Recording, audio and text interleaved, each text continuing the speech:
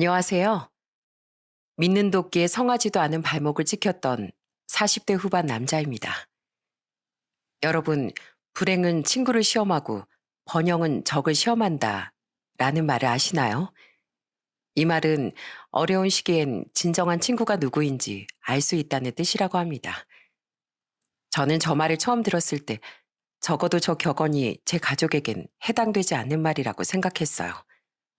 그만큼 제 가족만은 어떤 시련이 닥쳐와도 제 곁을 지켜줄 거라고 믿었으니까요. 하지만 저는 인생에서 가장 힘든 시기에 바로 그 가족에게 뼈아픈 배신을 당하게 됐습니다. 하지만 남의 눈에 눈물 낸 사람은 결국 자신의 눈에선 피눈물을 흘리게 된다죠. 저는 저를 배신한 인간들의 최후에 대해 공유하고 싶어 이렇게 사연을 보내게 되었어요. 저는 시골 출신으로 저희 부모님은 시골에서 소를 키우고 농사를 지으며 저와 여동생을 키워주셨어요. 대학에 진학하며 저는 서울로 독립을 했고 여동생은 일찌감치 청주라는 지방으로 시집을 갔죠. 저는 대학 졸업 후 짧은 사회생활을 경험한 뒤 사업을 시작했습니다. 그리고 외로운 서울 생활 중 마음이 잘 맞는 5살 연하의 아내를 만나 나이 31살에 결혼을 하게 됐습니다. 결혼을 하기 전에도 한 후에도 제 사업은 승승장구했어요. 저는 20대 후반부터 보육원에 매달 일정 금액을 후원하고 봉사도 나갔는데 좋은 일을 하니 복이 돌아오나 보다 싶었죠. 어딜 가나 인고 부부라고 불렸던 아내와 저의 신혼생활은 행복했습니다. 아내가 예쁘면 처갓집 말뚝에 대고도 절을 한다고 하죠. 저는 아내의 가족인 장인 장모님과 처제에게 굉장히 잘하려고 노력했어요. 장모님, 바람이 너무 시원하죠? 며칠 전에 사원 미팅차 이 주위를 지나갔는데요. 풍경이 너무 좋더라고요. 그래서 이렇게 풍경이 예쁠 때 꼭 장모님 모시고 오고 싶었어요. 아유, 역시 장모 챙겨주는 건 우리 사이밖에 없다니까. 특히 전 장모님을 아들처럼 챙겨드렸습니다. 장모님은 아내가 14살이 되던 해 심한 중이염을 앓으셨다더군요. 그런데 적절한 치료 시기를 놓쳐 날벼락처럼 청력을 거의 상실하셨다고 했죠. 때문에 장모님은 말씀은 잘 하실지언정 다른 사람들의 말은 수화로 알아들으셔야 했습니다. 저는 그런 장모님을 위해 바쁜 와중에도 틈틈이 수화를 배웠어요. 그리곤 혼자서는 바깥 외출을 꺼려 하시던 장모님을 모시고 이곳저곳 다니며 수화로 풍경에 대해 열심히 설명해 드렸어요. 그러다 보니 자연스레 처가 식구들과 놀러 다니는 일이 많아졌죠. 엄만 밖에 나오기만 하면 아빠가 아니라 우리 남편 팔짱을 끼고 다니더라. 사위가 그렇게 좋아? 그럼 좋다마다. 내가 늙음하게 사위가 아니라 아주 아들이 하나 더 생긴 느낌이야. 또한 저는 명절만 다가오면 저희 부모님 댁에 가기 전인 명절 전전날에 처가에 먼저 들렀었어요. 장모님을 모시고 장을 보러 가기 위해서 말이죠.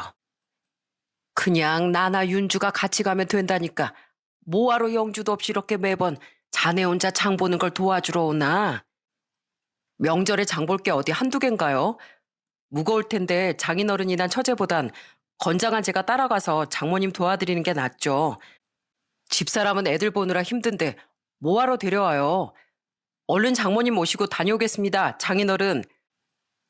저는 그냥 짐꾼이 아니라 장모님의 귀가 되어드리기 위해 노력했습니다.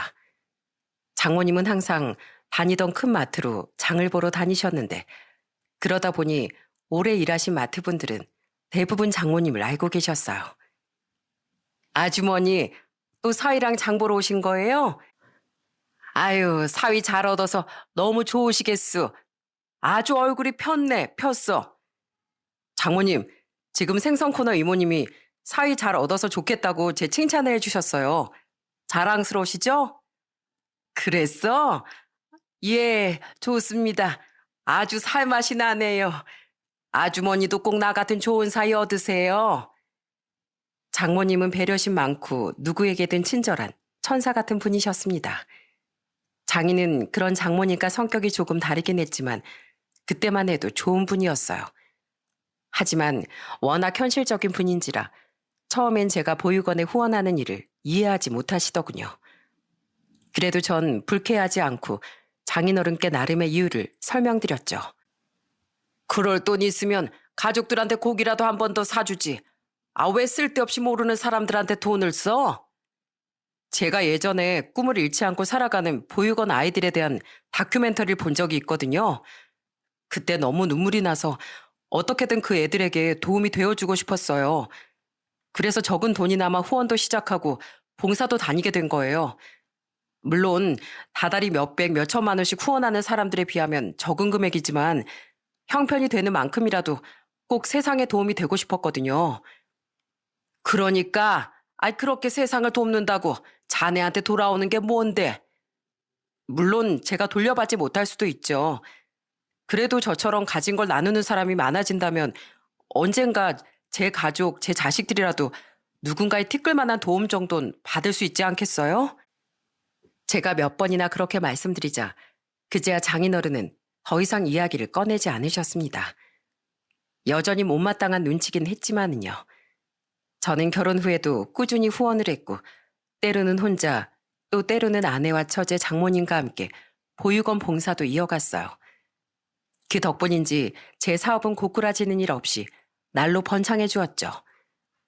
장모님 못지않게 천사처럼 착하고 좋은 사람이었던 건 처제도 마찬가지였습니다.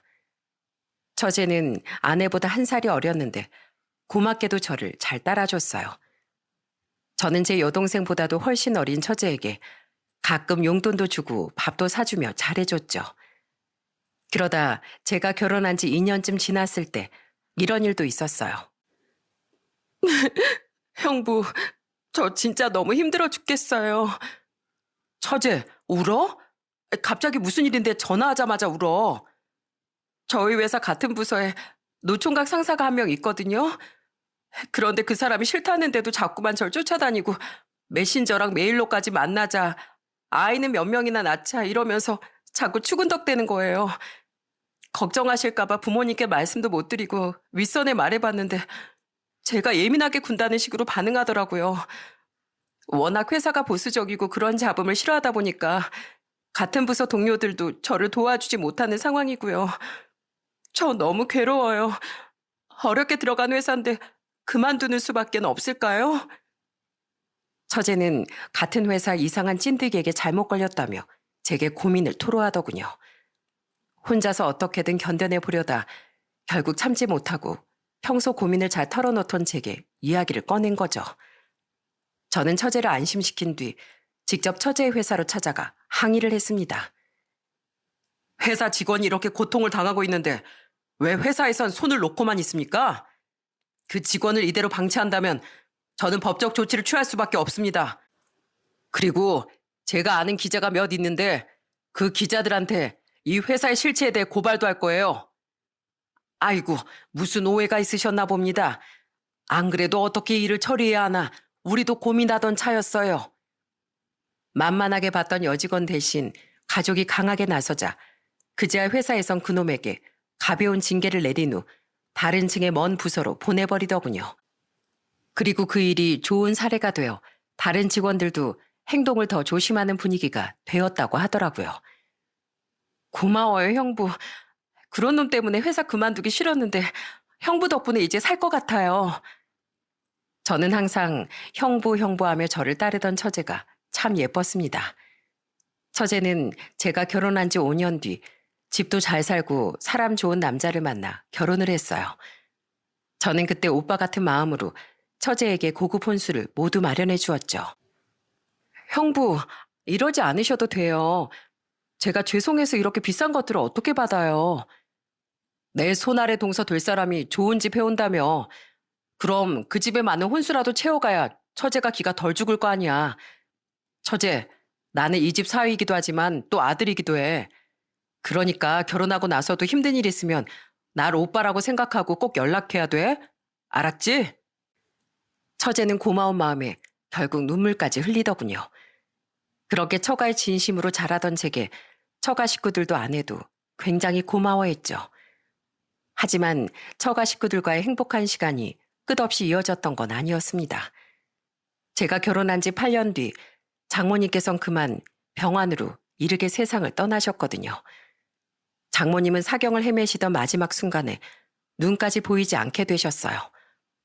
때문에 저를 포함한 가족들 모두 귀가 안 들리는 장모님께 마지막 말조차 드리지 못했죠. 그때 장모님은 꼭 잡은 제 손을 느리게 만지작거리더니 이렇게 말하시더군요. 우리 큰사위 손이 틀림없구나. 8년 동안 지겹도록 붙잡고 다녔던 손이니 내 잘 알고 있지. 강서방, 안 봐도 훤하네. 강해 보여도 눈물 많은 우리 사위. 지금도 어린애처럼 엉엉 울고 있겠지? 울지 말게.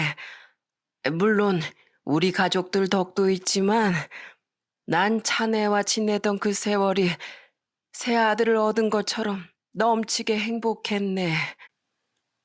그게 제가 겪은 가까운 가족의 첫 죽음이었습니다. 그리고 저뿐 아니라 처가 식구들 모두 한동안 큰 슬픔에 잠겨야 했죠. 그런데 문제는 장모님이 돌아가신 다음부터 장인이 망가지기 시작했다는 거예요. 강서방, 내 부탁이 있네. 나 돈 좀 빌려주게. 당시 은퇴를 하셨던 장인은 경마라는 무서운 도박에 빠지고 말았습니다. 아무래도 따로 살다 보니 처음엔 그 심각성을 잘 몰랐었어요.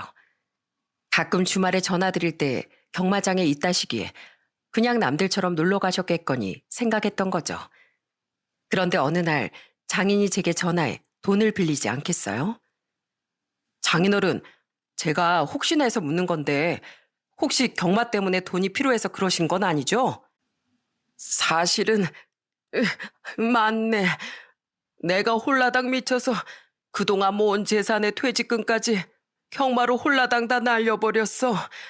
그러다가 친구 놈들한테 돈까지 빌렸는데 그것까지 전부 날려버려서 지금 갚을 길이 없네. 제발 나 좀 살려주게, 강서방. 그때 저는 장인의 심각함을 처음 알게 된 겁니다. 당황하고 놀랐지만 저는 장인의 눈물 섞인 애원에 마음이 약해졌어요. 또한 장모님의 부재가 얼마나 괴로우셨으면 그러셨을까 싶어 몇 번 돈을 빌려드렸죠. 그런데 알고 보니 장인은 저뿐 아니라 처제의 남편인 동서에게도 똑같이 돈을 빌리셨더군요. 이건 정말 보통 일이 아니다 싶어 저는 장인께 전화를 걸어 화를 냈어요. 장인어른, 이러다 정말 큰일 나세요. 제가 돈을 빌려드리기 싫은 게 아니라 그 많은 돈을 전부 경마로 탕진하셨다는 게 문제잖아요. 이건 수렁으로 빠져든 무서운 길이에요. 그러니까 지금이라도 제발 그만두세요. 알겠네, 강서방. 내가 왜 이렇게 됐는지 모르겠네. 나 정말 평생 모은 돈을 이 짧은 시간 동안에 다 날렸어. 그냥 죽고만 싶네. 이제부터라도 안 그러시면 되죠. 다시 시작하시면 돼요. 네? 그러니까 이제 경마장 그만 가세요. 그래, 알겠네. 내 이번엔 반드시 그 망할 경마 끊을 거야. 하지만 장인은 말만 그랬을 뿐 몇 년 동안 그렇게 돈을 전부 날려먹더군요. 아내와 처제가 울며 그만 좀 하시라고 말려도 나중엔 화까지 내시더라고요. 그쯤 되니 저도 동서도 지쳐서 이젠 아무리 눈물로 애원하고 장모님까지 들먹이셔도 절대 돈을 빌려드리지 않았습니다. 그러자 장인은 그거 가지고 서운하다며 그렇게 우는 소리를 하셨어요. 때문에 서서히 저와 장인의 사이는 서먹해졌고 그렇게 결혼한 지 13년째가 됐습니다. 그리고 그때부터 처가에 들이온 그림자는 제 인생에까지 손길을 뻗치기 시작하더라고요. 어떻게 김민규 그놈이 나한테 이럴 수가 있어? 내가 자기를 얼마나 믿었는데. 사업이라는 게 잘 될 때가 있으면 내리막길을 걸을 때도 있다는 걸 저는 그때 뼈저리게 깨달았어요. 제가 가장 믿었던 직원 하나가 회사 자금을 횡령해서 도망을 갔던 거예요. 제가 그동안 일구어온 모든 게 한순간에 무너지던 순간이었죠. 저는 우선 구멍난 자금을 메꾸기 위해 이곳저곳에서 돈을 구했습니다. 하지만 전부 밑빠진 독에 물 붓기더군요. 저는 결국 대출을 받기 시작했고 나중엔 사채까지 손댈 위기가 오더라고요. 그놈을 잡으려고 신고도 하고 갖은 애를 썼지만 작정하고 도망간 놈이라 결국 잡지도 못하고 말입니다. 그리고 그때부터 저는 아내와의 갈등까지 시작됐어요. 여보, 애들 학원비가 벌써 2달치나 밀렸어. 학원에서 계속 전화 오는데 봐달라고 하는 것도 한두 번이지. 진짜 창피해 죽겠다고. 대체 그놈의 회사 사정은 언제 나아지는 거야? 미안해. 근데 여보, 애들 학원 적어도 한두 개는 당분간 끊어야 할 것 같아. 지금 내 상황에 애들 학원을 둘 다 서너 개씩 보내긴 무리야. 당신이 이해 좀 해줘. 당시 12살, 10살이던 두 딸은 학원을 서너 개씩 다니고 있었습니다. 여러분 아시죠? 요새 애들 학원비가 얼마나 비싼지요. 대출이 산더미만큼 쌓인 상황에 도저히 그 엄청난 학원비를 감당할 수 없더군요. 물론 아내가 속상해할 수도 있다고 이해는 했어요.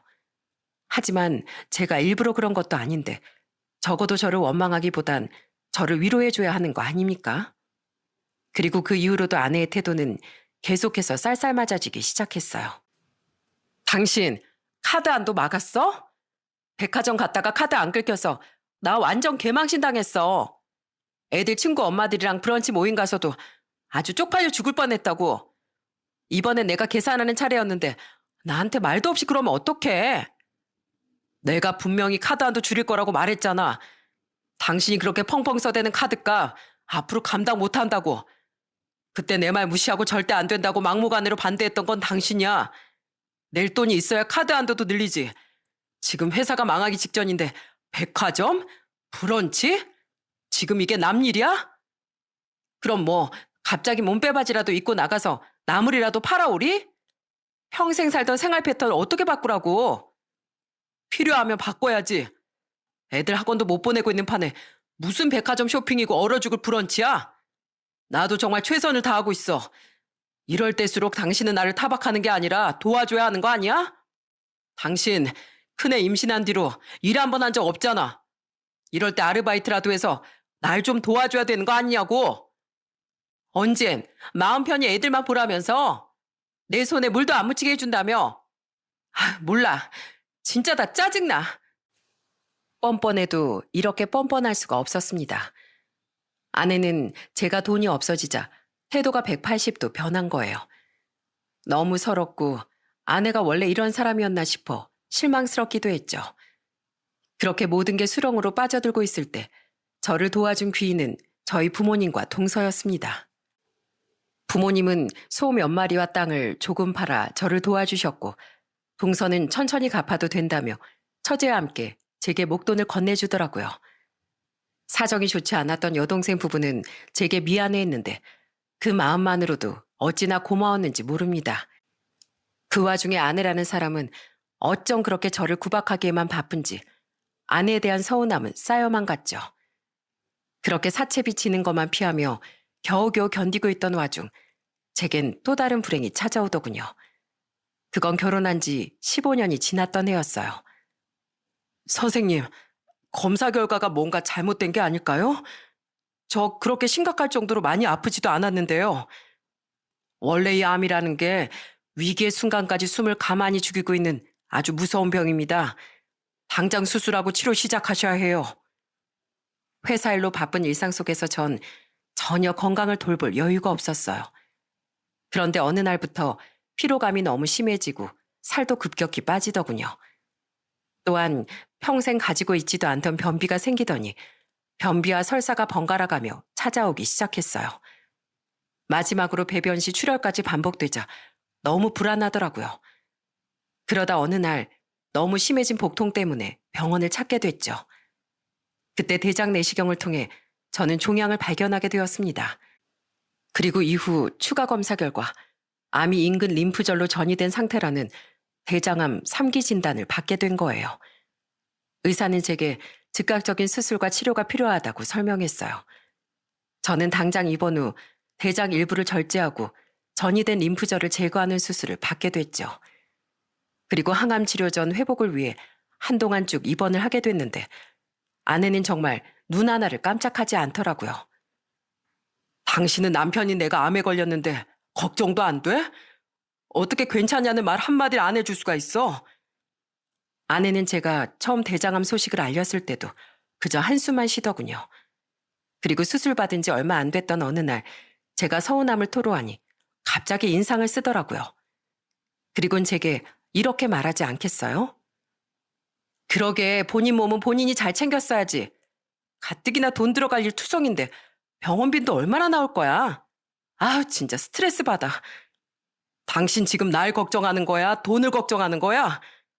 아이 몰라. 진짜 내 인생의 마가씨였나? 몇 년째 이게 무슨 고생이야. 얘들아 가자. 아내는 아픈 절 걱정하긴커녕 자신의 신세 타령만 했던 겁니다. 제게 있는 대로 짜증을 낸 아내는 아이들을 데리고 병실을 나가려고 했어요. 그때 아이들은 제 옆에 꼭 붙으며 이렇게 말했죠. 아빠 옆에 좀 더 있으면 안 돼? 아빠 많이 아프잖아. 나도 언니랑 같이 아빠랑 좀 더 있을래. 근데 엄마는 왜 아픈 아빠한테 짜증을 그렇게 내? 엄마 진짜 나빴어. 평소 저를 잘 따르던 딸들은 아내를 원망스럽게 쳐다봤습니다. 아내는 그런 딸들을 짜증스럽게 보더니 이렇게 말하곤 자기 혼자 휙 나가버리더군요. 누가 지들 애비 자식 아니랄까봐. 에이, 그럼 니들끼리 있어. 다행히 당시 애들이 14살, 12살 때라 자기들끼리 버스 타고 집 정도는 충분히 찾아갈 수 있는 나이였어요. 아내는 그 뒤에도 전처럼 병원엔 거의 코빼기도 비추지 않았는데 이후에도 아이들은 종종 자기들끼리 저를 보러 와주었죠. 그런 아이들을 보는데 기특하기도 하고 아내를 떠올리니 서글프기도 해 남몰래 눈물을 참 많이 흘렸습니다. 어멈은 오늘도 병원에 없구나. 제가 애들이랑 집에 있으라고 했어요. 여기 계속 와 있으면 서로 지칠 뿐이잖아요. 멀리 살던 부모님과 여동생 부부는 제가 수술을 받은 뒤 2주 동안 2번이나 찾아왔었어요. 그땐 그래도 아내에 대해 잘 둘러댈 수 있었는데 일주일에 무려 서너 번씩 찾아오던 처제 부부에겐 아내와 저의 불화를 숨길 수 없더군요. 처제는 제가 보는 앞에서 아내에게 전화해 화까지 냈어요. 언니, 형부가 이렇게 아픈데 어떻게 아내라는 사람이 병원에 코빼기도 안 보여? 뭐? 남 일에 신경 끄라고? 우리가 남이야? 언니, 아이 언니! 하지만 아내는 그런 처제의 전화를 그냥 끊어버린 것 같더라고요. 처제는 제게 대신 미안해하며 아픈 저를 붙잡고 참 많이 울었습니다. 그런 처제에게 괜찮다고 거짓말할 힘도 그렇다고 함께 아내를 욕할 힘도 없어 저는 그저 씁쓸하게 웃기만 했어요. 그런데 수술한 지 2주가 조금 지난 어느 날 아내는 아이들 없이 혼자 병실의 모습을 드러내더군요. 그것도 술 냄새를 풀풀 풍기며 말이죠. 그리고 그때 아내 입에서 나온 말은 제 마음을 산산조각내고 말았습니다. 아내는 제게 눈물을 뚝뚝 흘리며 충격적인 말을 내뱉었어요. 여보, 나랑 이혼 좀 해줘. 뭐, 이혼? 내가 어떻게 해서든지 당신하고 잘 지내보려고 했는데 상황이 자꾸 악화만 되다 보니까 누군가에게 의지하게 되더라. 의지? 그게 누군데? 아내는 펑펑 울며 제게 이혼을 요구했던 겁니다. 게다가 누군가에게 의지하고 싶었다는 불길한 말까지 내뱉으면서 말이죠. 저는 설마 하며 제발 아니길 바랬어요. 하지만 아내는 끝내 제게 평생 잊지 못할 배신감을 선사해 주더라고요. 난 너무 스트레스 받고 답답해서 무슨 모임에 나가기 시작했었어. 그러다가 거기서 좋은 남자를 알게 됐는데 평범한 회사원인데 집이 잘 사는 사람이야. 그 사람도 한번 이혼의 아픔이 있는데 내가 너무 좋대. 나 그 사람 만난 지 벌써 1년이 넘었어. 여보, 그 사람은 당신처럼 사업을 하는 것도 아니라서 망할 걱정도 없어. 그 사람이 내 인생을 다시 피게 해줄 거야. 나 그 사람하고 이제 새 살림 차리고 싶어. 그러니까 제발 이혼 좀 해주라. 마음 없는 당신하고 이렇게 사는 거 난 너무 괴로워.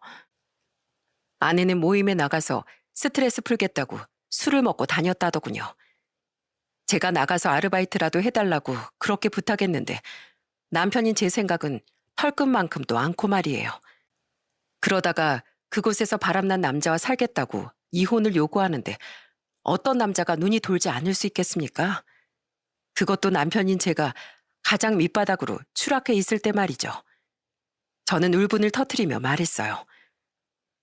당신이 어떻게 나한테 이럴 수가 있어?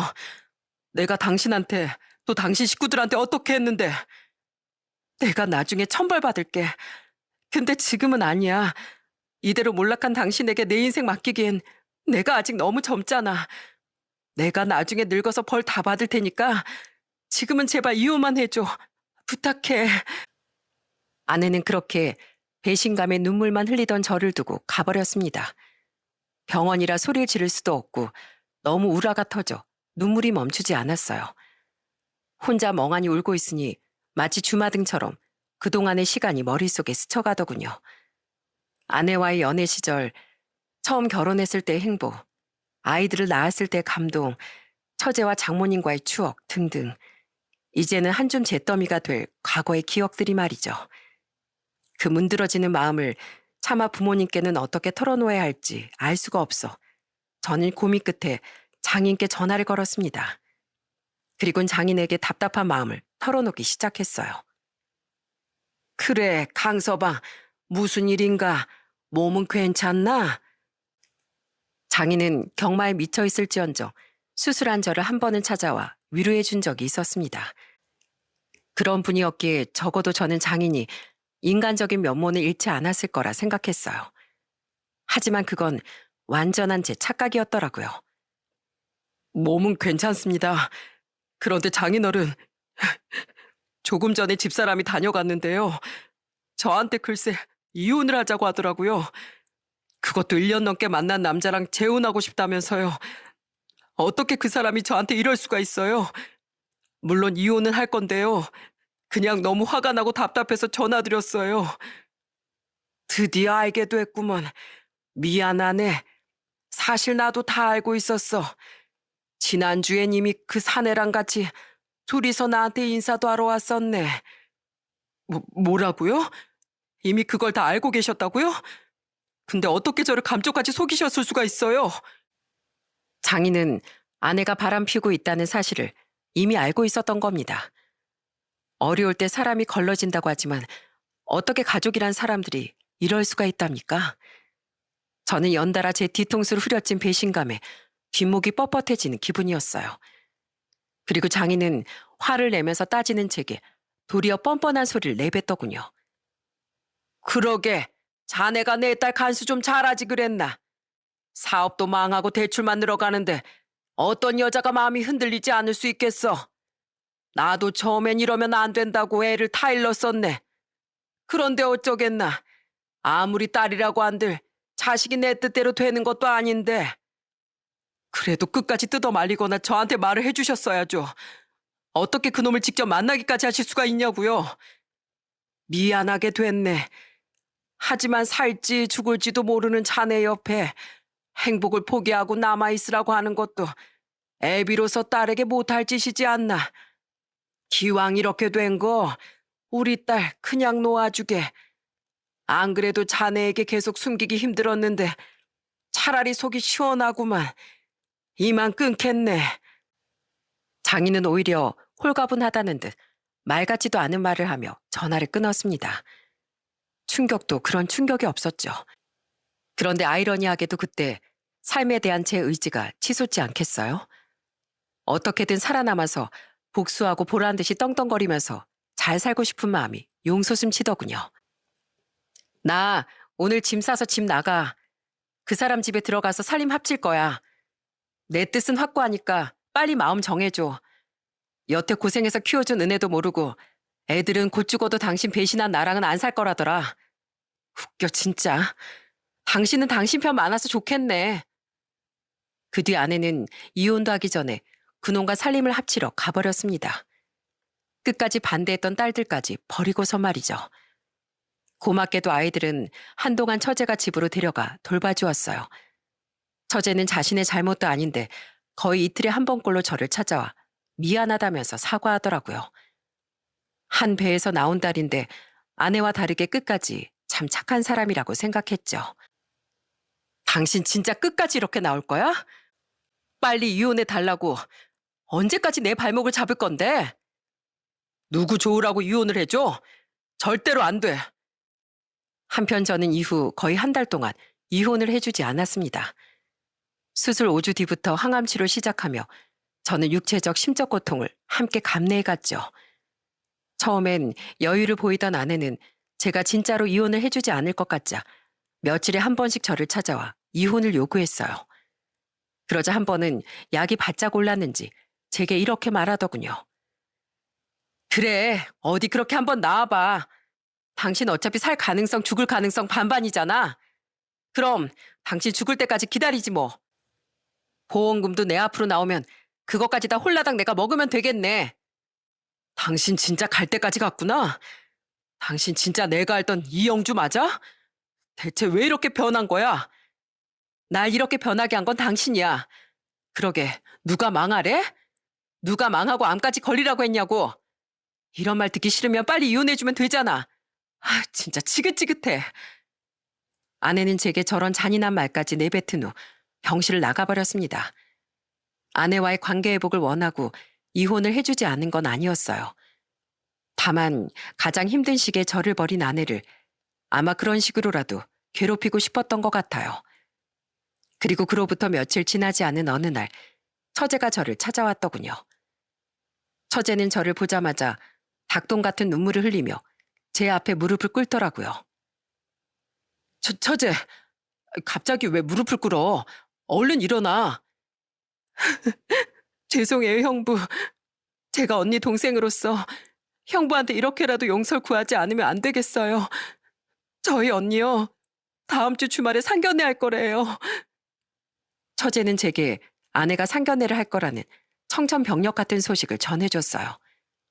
그땐 이제 충격을 받다 못해 기가 차서 헛웃음이나 하더군요. 무슨 이혼도 안 한 여자가 상견례를 한답니까? 심지어 장인은 모든 걸 알고도 처제에게 상견례 장소에서 입조심하라며 신신당부까지 했다더라고요. 저희 아빠랑 언니는 진짜 사람도 아니에요. 형부가 그동안 우리 가족한테 어떻게 했는데 사람 마음을 이렇게 짓밟을 수가 있어요. 저요, 이제 그 사람들 앞으로 가족은커녕 사람으로도 안 볼 거예요. 하늘에 있는 우리 엄마가 이 꼴을 봤으면 얼마나 통곡을 하셨겠냐고요. 형부, 내 도움 필요한 일 있으면 뭐든지 말하세요. 내가 도울게요.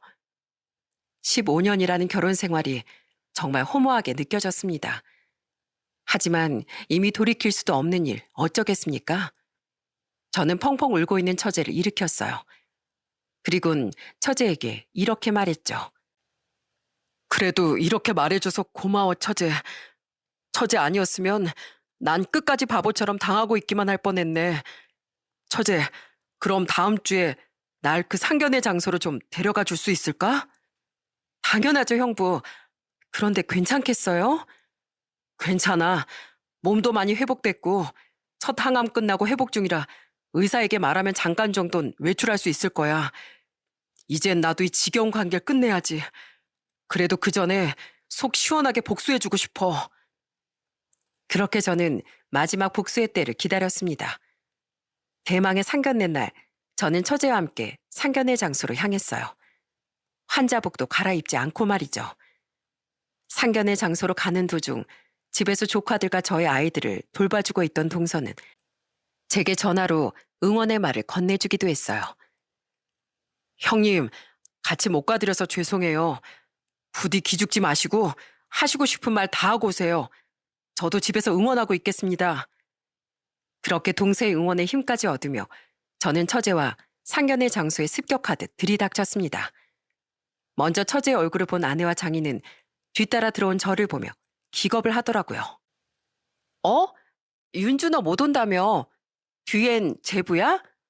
제부, 우리 두 사람 몫은 예약 안 했는... 당신이 여길 어떻게... 두 사람은 무슨 귀신 본 사람처럼 뒤로 넘어갈 듯 굴었습니다. 바보 같게도 그 두 사람은 처제가 저에게 모든 걸 이야기했을 거라곤 상상하지 못한 것 같더군요. 게다가 당황한 표정으로 자신의 부모 눈치부터 살피는 상간남을 보니 그쪽 부모도 아내에 대해 아직 잘 모르는 것 같더라고요. 처제는 기겁을 하고 있는 그 자리의 사람들을 향해 소리쳤어요. 내가 형부 데려왔어. 저 사람 집도 언니 실체를 알아야 할 거 아니야. 안녕하세요. 저 여기 있는 이영주 동생 되는 사람입니다. 있잖아요. 우리 언니 법적으로 이혼도 안 했고요. 여기 있는 이분이 저희 형부예요. 아직 유부녀인 사람이 이렇게 상견례를 하는 게 말이나 되나요? 유부녀라고? 네, 아주머니. 저희 언니, 우리 형부 사업이 잘 나갈 땐 그렇게 좋은 아내인 척 하더니 형부 사업이 힘들어지자마자 그쪽들 아들 만나서 바람 피웠대요. 두 분 아들도 다 알고 우리 언니랑 만난 거고요. 그러다가 우리 형부가 대장암에 걸리니까 곧장 이혼 통보해버린 대단한 사람이 우리 언니예요. 그쪽들 아들이랑 재혼해서 새 인생 살겠다고요. 이게 사람이 할 짓인가요? 처제 이야기를 듣고 상간남의 부모 둘 다 입을 틀어막더군요. 아내는 그런 처제에게 조용히 좀 하라고 난리를 쳐댔죠. 하지만 이미 상황은 다 벌어진 뒤였는데 어쩌겠어요. 저는 그들을 향해 이렇게 말했습니다. 당신들 아들이 만약에 나 같은 일을 겪었다고 생각해 보십시오. 이게 인두껍을 쓴 인간이 할 짓입니까? 잘 보세요. 내가 바로 댁들 아들의 미래니까요. 이봐, 당신 잘 봐. 유부녀 꼬실 땐 그저 스릴 있고 재밌었지? 그 행복이 과연 평생 갈까? 바람 피워서 당신한테 갈아탄 여자가 나중에 당신 배신하지 말란 법이 있어? 뭐 유부녀 꼬여낸 놈 채우라고 생각하면 그것도 굉장히 쌤통이긴 하겠네. 여보, 제발 조용히 좀 해. 그래, 강서방.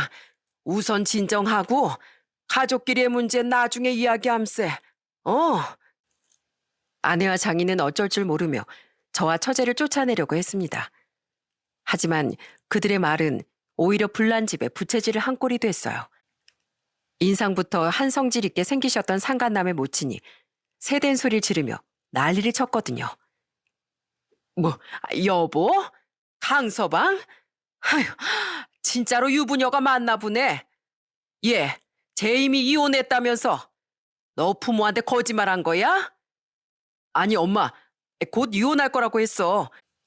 곧 하나 이미 했나 마찬가지잖아. 그게 말이 된다고 생각해? 이것들이 어디서 부모를 농락하고 있어? 아휴, 재수없어. 여보, 어서 갑시다. 상간남의 부모는 씩씩대며 방을 나가버렸습니다. 상간남은 허둥지둥 부모의 꽁무니를 뒤쫓아 나가버렸죠. 엉망진창으로 끝나버린 그 자리에서 아내는 펑펑 울기 시작하더군요. 당신 나한테 진짜 왜 이래?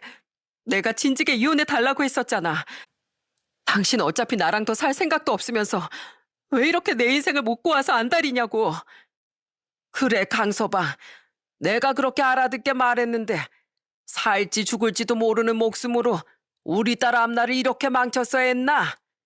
내가 이미 미래의 장인 들먹이면서 저 젊은이한테 빌린 돈이 얼만데 이대로 파혼하고 나한테 돈도 갚으라고 하면 자네가 책임질 텐가?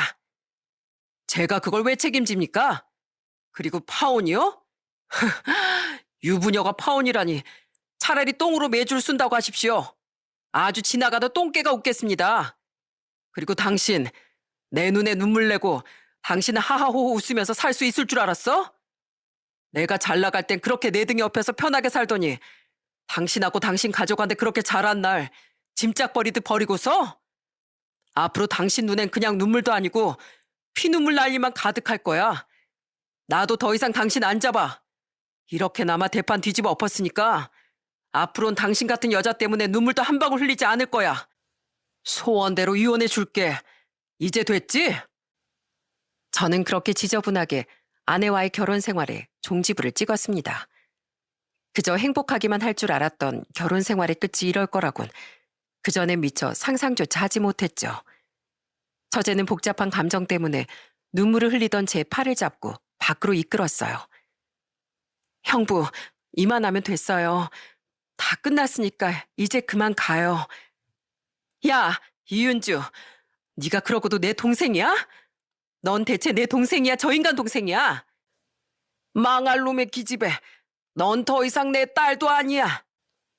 그런 처제에게 아내와 장인은 비난을 퍼붓더군요. 하지만 처제는 눈 하나 깜짝하지 않고 이렇게 말한 뒤 저와 그곳을 나와버렸습니다. 걱정하지 마. 나도 언니나 아빠 같은 사람 필요 없으니까 나야말로 영원히 안녕이네. 나중에 알고 보니 아내가 나갔다는 그 모임도 참 기가 막히더군요. 돌식 모임이라고 이혼이나 사별 후 혼자가 된 돌아온 싱글 모임이었다고 하더군요. 이혼도 안 한 사람이 참 대단하지 않습니까? 그렇게나마 대판 한풀이를 한 후 저는 드디어 아내와 이혼을 하게 되었어요.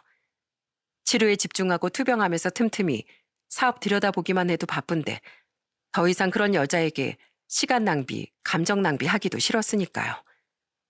이후 아이들이 엄마와 살기를 강하게 원치 않았기에 양육권은 저에게 왔습니다. 아내는 애들을 버리다시피 한 뒤 그놈과 기어코 재혼을 했더라고요.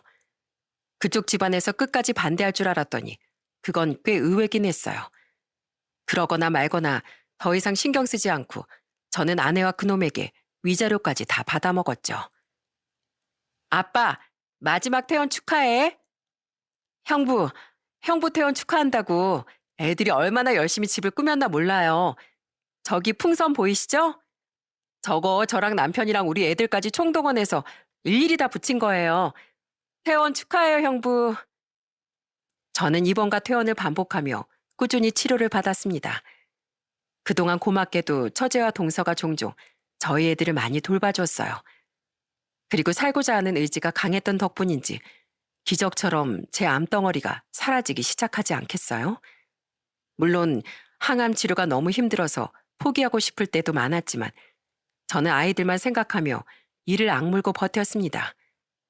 그렇게 3년도 더 지난 지금 저는 추적 검사만 받으며 일상생활을 할 수 있게 됐죠. 제가 마지막 퇴원을 하던 날 처제 부부는 저희 애들과 조카들과 함께 축하 파티까지 열어주더군요. 그날 어찌나 감동을 받았는지 저는 창피한 줄도 모르고 펑펑 울기도 했답니다. 고마워 처제, 윤서방. 그때 우리 부모님이랑 두 사람 도움이 아니었다면 난 정말 더 깊은 수렁에 빠졌을 거야. 너무 늦기 전에 이렇게 갚을 수 있게 돼서 얼마나 다행인지 몰라. 또한 제가 잘못 살아온 건 아니었는지 시간이 지나자 주위에서 도움의 손길을 많이 내밀어 주더군요. 지옥 같은 시간이었지만 사람이 그냥 죽으란 법은 없었나 보더라고요. 그렇게 제 사업은 밑바닥에서 점점 올라오기 시작했고 지금은 어느 정도 다시 자리를 잡을 수 있게 됐어요. 사정이 풀리며 제가 가장 먼저 한 일은 그동안 도움을 주었던 지인들과 부모님 그리고 처제 부부에게 돈을 갚는 일이었습니다. 내가 베푼 도움은 언젠간 되돌아온다는 감동적인 세상의 이치를 저는 가장 힘든 시기에 사무치도록 깨닫게 된 거죠. 그리고 그동안 저는 딱 한 번 전처를 만난 적이 있었어요. 그건 지금으로부터 몇 달 전의 일이었는데 그 일화가 바로 제가 이 사연을 보내게 된 이유이기도 합니다. 아빠, 엄마가 우리 학교 앞으로 찾아왔어. 지금 선혜도 내가 불러서 엄마랑 우리 셋이 같이 있는데 엄마가 아빠 좀 보고 싶대. 어느 날 저는 학교가 끝난 큰딸에게 전화를 한 통 받았어요. 전처는 그날 대뜸 큰딸을 학교 앞으로 찾아간 모양이더군요. 딸 또한 3년 만에 처음으로 엄마를 만나서 그런지 목소리엔 당혹스러움과 놀라움이 가득하더라고요. 전처가 그냥 만나자고 했으면 나가지 않았을 텐데 딸들까지 같이 있다고 하니 저는 하는 수 없이 딸이 부른 장소로 나갔습니다. 전처는 딸들과 함께 한 카페에서 저를 기다리고 있더라고요. 주혜야, 선혜야, 엄마랑 아빤 저쪽에서 따로 얘기 좀 하고 올게. 아무리 딸들이 고1, 중2로 꽤 철이 든 나이라지만 아직 어린 아이들 아닙니까? 이미 부모의 이혼이라는 아픔을 겪은 아이들에게 더 이상 부모의 나쁜 모습을 보여주고 싶지 않았어요. 때문에 저는 대화 소리가 들리지 않게 아이들과 조금 떨어진 테이블에 전처와 따로 자리를 잡았습니다. 그리곤 초조해 보이는 전처에게 차갑게 물었어요. 한 번도 애들에게 연락도 안 터니 이제 와서 왜 왔어? 가정 깨뜨리고 애들까지 버렸으면 평생 우리 눈에 띄지 말고 살 것이지 왜 왔냐고? 난 또 왜 불렀는데? 여보, 나 다 들었어. 사업도 당신 건강도 이제 많이 좋아졌다면서. 그게 당신이랑 무슨 상관인데? 왜? 그놈이랑 뭐가 잘 안 되나 보지? 전처는 대체 왜 하냐는 제 물음에 쉽사리 말을 꺼내지 못하고 우물쭈물 하더군요. 그리곤 결심한 듯 겨우 이야기를 꺼내는데 그 용건을 듣고 저는 어이가 가출하는 줄 알았습니다. 나 사실 그 집에서 나왔어. 시부모가 마음에 안 들던 그 결혼 허락해주는 조건으로 합가를 요구했거든. 그래서 재혼하자마자 합가해서 시부모랑 살게 됐었어. 근데 시모란 사람이 시집살이를 장난 아니게 시키는 거야. 그놈도 처음엔 나한테 잘해주는 척 하더니 나중엔 자기 엄마 편만 드는 거 있지? 알고 보니까 그 자식 완전 마마보이였어. 그래서 애들도 빼앗기고 전처랑 이혼도 했던 거야. 나 그 3년도 안 되는 시간 동안 살이 7kg나 빠졌어. 그래서 그 집에 살다간 제명에 못 죽겠다 싶어서 도망치듯 이혼한 거야. 상견례 자리에서 봤을 때도 성격이 보통이 아닌 것 같더니 상가남의 모친이 저 대신 처절한 복수를 해준 셈이더군요. 거의 맨몸으로 재혼했던 전처는 그렇게 맨몸으로 도망치듯 이혼을 했던 거죠. 때문에 지금은 마트 시시코너 아르바이트를 하며 혼자 월세방에 살고 있다는데 어쩌라는 건가 싶더라고요. 그리고 전처는 뻔뻔하게도 제게 돌아오고 싶다는 말을 하더라고요. 윤주그 못된 기집엔 제부가 잘 사는 거 뻔히 아는데도 돈 1,000만 원도 절대 안 빌려준다더라. 그것도 내 전화 받지도 않길래 집까지 아예 찾아갔다가 거절당한 거야. 나쁜 기집애. 아무리 우리가 좀 못났었다고 해도 어떻게 나랑 아빠랑 인연을 무자르듯 끊어. 우리 아빠 결국 경마로 살던 집까지 날리고 지금 고시원에 살거든. 근데 아빠가 월세 보증금이라도 좀 빌려달라는 거 제부도 걔도 단번에 거절해버렸대. 여보, 지금 나도 아빠도 완전 거지처럼 신세가 처량하기 짝이 없어. 그리고 실컷 힘들어 보니까 이제야 당신의 소중함을 다시 깨닫게 됐어. 여보, 사람은 가장 힘들 때 진짜 자기 편이 누군지 알게 된대. 나라까지 떨어진 나랑 우리 아빠 모른 척 안 할 거지? 우린 가족이고 당신 정말 착한 사람이잖아. 그러니까 우리 다 잊고 처음부터 다시 시작하자. 어? 이제 앞으로 내가 정말 잘할게. 우리 아빠도 당신 너무 보고 싶어해. 제가 가장 힘들 땐 가차없이 저를 버리더니 이제 와서 전처는 가족을 운운하더군요. 저는 더 들을 것도 없다 싶어 이렇게 말하곤 자리에서 일어나 버렸어요. 무슨 용건인가 했더니 더 들을 가치도 없네. 그래, 사람은 가장 힘들 때 누가 진정한 내 사람인지 알게 된다더라. 그리고 난 가장 밑바닥까지 떨어졌을 때 당신하고 당신 아빠 내 가족이 아니었다는 걸 아주 잘 깨닫게 됐어. 그런 주제에 이제 와서 뭐 가족? 흥, 웃기지도 않네 참. 앞으로 더는 나랑 애들 찾아오지 마. 우린 당신 없이도 아주 잘 살고 있고 나는 당신만 생각하면 아직도 치가 떨리니까. 또 찾아오면 처제가 했던 것처럼 경찰에 신고할 거야. 간다. 얘들아, 가자. 여보, 여보, 얘들아, 아빠 좀 잡아봐. 너희들 엄마랑 다시 같이 살고 싶지 않아? 아니, 우린 엄마 싫어. 오늘은 얼떨결에 엄마 따라오긴 했는데 아빠 표정만 봐도 엄마랑 있으면 아빠가 얼마나 불행한지 알겠어.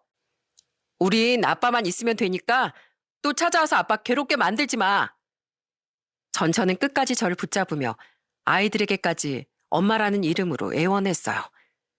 그런데 아이들은 조심한다고 했는데도 우리 대화를 모두 들은 것 같더군요. 아이들은 그런 전처를 차디찬 표정으로 잘라낸 뒤 제 양손을 잡고 그 카페에서 끌고 나오더라고요. 그렇게 철저히 외면당한 전처는 뒤에서 엉엉 울기만 할 뿐 아무것도 할 수 없었습니다. 그게 전처와의 정말 마지막이었죠. 그때 이야기를 들은 처제는 제가 괜히 신경 쓸까봐 전처와 장인의 근황을 말하지 않았다고 했습니다. 저는 그저 잘했다며 앞으로도 저에게 그들의 이야기는 전해주지 않아도 된다고 말했어요. 처제와의 인연은 평생 소중히 이어가겠지만 그들과의 인연엔 전혀 미련이 없으니까요. 그리고 처제는 얼마 전 동서와 조카들과 이사를 하며 완전히 전처와 장인과의 인연을 끊었습니다. 그렇게 그들은 자신들의 딸과 동생에게까지 버림받고 처량한 삶을 살게 됐어요. 여러분, 저는 눈앞의 이익만을 위해 소중한 사람을 버린 대가는 처절한 후회라는 말을 그들의 최후를 빌려 하고 싶었습니다. 그리고 저 또한 혹시라도 그들 같은 실수를 저지르지 않도록 20년 가까운 시간에서 얻은 그 깨달음을 잊지 않고 교훈 삼아 똑바로 살 생각이에요. 또한 앞으로 저는 저희 딸들이 자신들의 엄마나 외할아버지 같은 못난 인성의 어른으로 자라지 않도록 옆에서 좋은 아빠가 되어주며 살아가려고 합니다. 저는 앞으로 암이 재발하지 않는다는 가정하에 몇 년 뒤 완치 판정을 앞두고 있어요. 부디 저에게 이젠 더 이상의 시련이 없길, 그래서 딸들과 오래도록 행복한 나날을 살 수 있기를 응원해 주시면 감사하겠습니다. 제 사연 끝까지 들어주셔서 감사드려요. 모두 건강하시고 행복하세요.